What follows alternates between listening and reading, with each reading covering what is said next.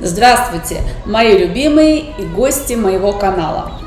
Молчала долго я, целых 5 недель, и на это были причины. Дело в том, что все это время я искала работу. Как многие из вас уже знают, я нахожусь в Австралии, прилетела сюда всего 5 недель назад и сразу же ринулась в бой.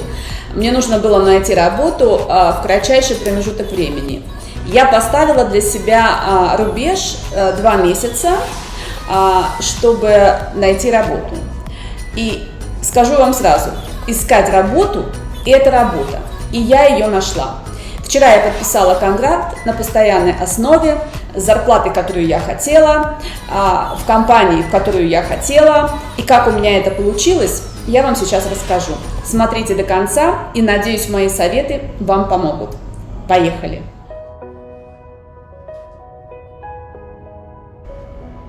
Только от вас зависит, как высоко вы сможете подняться или как низко опуститься. Я только что приехала с 45-го этажа, где была на собеседовании.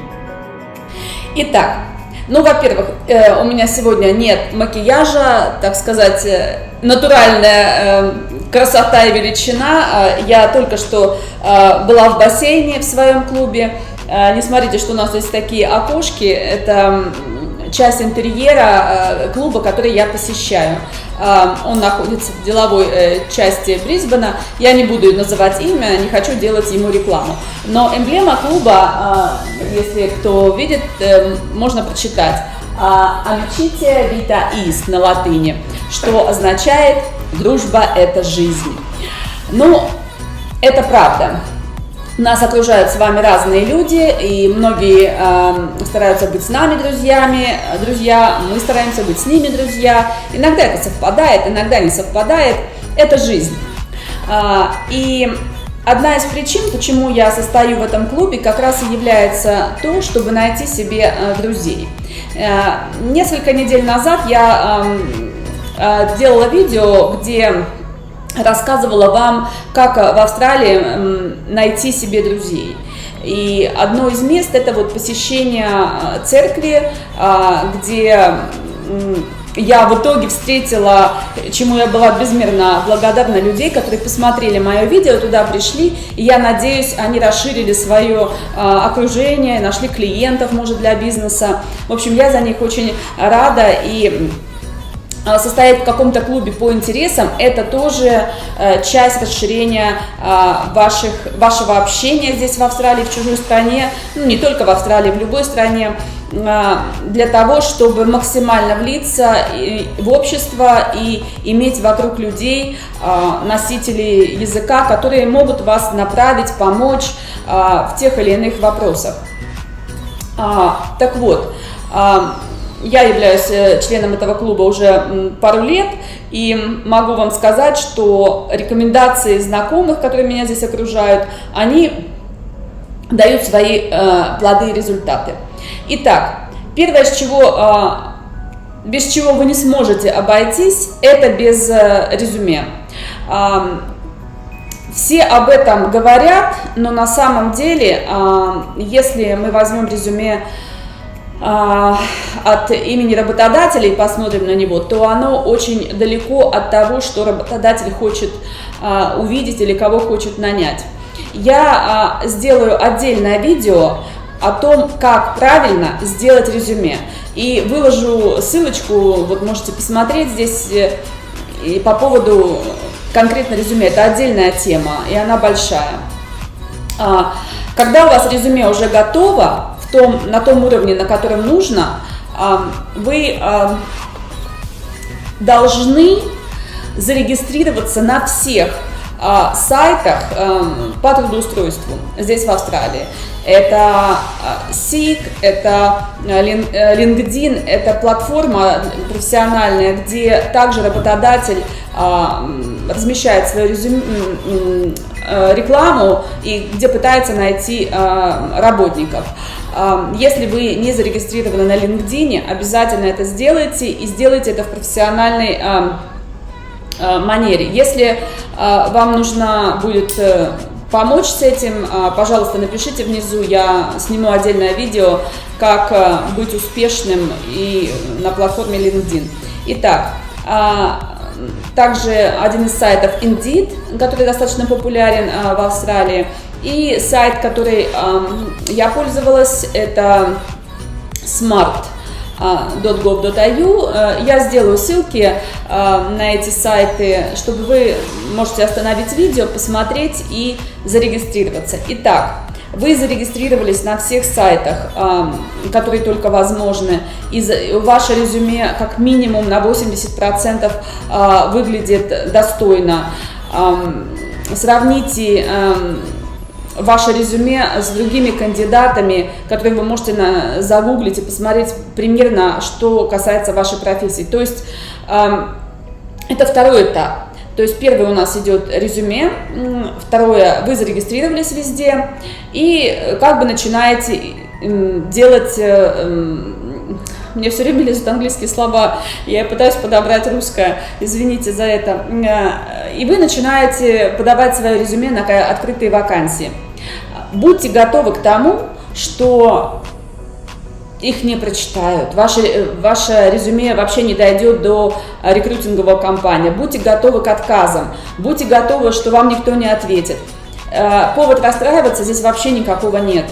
Это не значит, что вы какой-то не такой или недостойный. Это значит, что вы ищете и найдете того, кто ищет и найдет вас. То есть дайте время. Далее, один из важных моментов в поиске работы, которым я пользовалась сама, это не сидеть на стуле дома ровно, а искать работу физически. Что это значит? Это значит, что вы утром просыпаетесь, приводите свою голову в порядок, макияж, одеваетесь так, как вы должны пойти на интервью, думая, что сегодня у вас будет интервью. И начинаете физически искать работу. Вы взяли все свои документы, вы взяли свое резюме, и вы накануне вечером очертили круг тех мест, куда вы пойдете. Как это сделать? То есть вот вы живете в каком-то районе Австралии, там я живу в Брисбене, очерчиваем круг вокруг 5 километров и находим те компании, на которые вы хотите претендовать. То есть это, предположим, строительная организация или архитектурная, или садики, детские садики. 5 километров очертили и загуглили и нашли все садики в округе в 5 километрах. Выписали их адреса или выписали адреса офисов, куда вы едете. Сделайте так, чтобы это находилось где-то рядом, потому как если вы будете тут в окружности, бывает, что трафик, бывает, что тяжело. Я делала по улицам. То есть вот выбирала какое-то направление улицы и там выбирала, скажем так, 5-7 компаний за один день. Вот у меня лист адресов, и утром, вооружившись своими документами, вооружившись резюме, приведя себя в порядок, я шла в офис и стучала и говорила, что я ищу работу. Могу ли я поговорить с директором или с собственником компании? Как правило, вас встречает на ресепшене девушка, которая, не понравились вы ей или еще что-то, или она говорит на самом деле, что его нет, или у нас нет вакансий. Не расстраивайтесь, попросите бизнес-карту, визитку, директора, где будет написано его телефон или электронный адрес. Соберите все эти визитки, если в офисе вам не удастся поговорить напрямую с работодателем. Так может быть, он может быть в отъезде, он может быть занят, ничего страшного. Могу вам сказать, что за 3 недели у меня накопилось порядка 100 таких вот визиток, что впоследствии, кстати, привело к тому, что я разработала свою собственную модель визиток, исходя из того, что я видела. Это очень хороший пример. Вы нигде не найдете эти знания, вам никто не скажет, сколько всего визиток и какие популярные, что требуется. Это только будет ваш личный опыт и, ну, experience, да. Итак, взяли визитки, пришли домой и пишите письмо сопроводительное и прикладываете туда ваше резюме и ждете ответа. Из практики скажу, что порядка 10 таких ответов, 10 писем, будет хорошо, если вам ответит только один. А если 2, то вообще это замечательно. Так вот, проведя 3 недели в таком поиске, это было ранее, не сейчас, я нашла свою первую работу, когда у меня еще не было никакого опыта за плечами, когда я еще находилась в процессе обучения. И поверьте, это было мое достижение, которым я была очень горда и довольна собой. Вот, возможно, кому-то эта рекомендация поможет. Следующее. Не стесняйтесь обратиться к рекрутинговому агентству. Пусть их будет несколько. Они должны быть большими. У них есть своя процедура учета кандидатов, где вы должны будете заполнить формы и просто ждать. Если ваш час звездный наступит, поверьте, они вас найдут и к вам обратятся. То есть во всем этом, в этом поиске, самое главное это ждать и набраться терпения. В этот период я вам рекомендую избавить себя от негативных комментариев вашего окружения. Есть люди, которые просто ноют, они говорят, что это невозможно, что это тяжело, найти работу, вы вообще говорите на поломанном английском, и он у вас с акцентом и так далее и тому подобное. Избавьте себя от этого негативного влияния, хотя бы на период, когда вы ищете работу. Я понимаю, бывает это сложно, особенно если это ваши близкие родственники. Ну, невозможно их удалить, так как если бы поступили, может быть, с друзьями. Но старайтесь минимизировать разговоры на тему поиска работы. Как бы вам не хотелось этим поделиться, ищите мотиваторов а с ними просто меняйте тему разговора и говорите о природе, о погоде и так далее. Потому как этот период очень сложный для любого, особенно когда финансы поют романсы и нужно в очень ограниченный промежуток времени найти работу.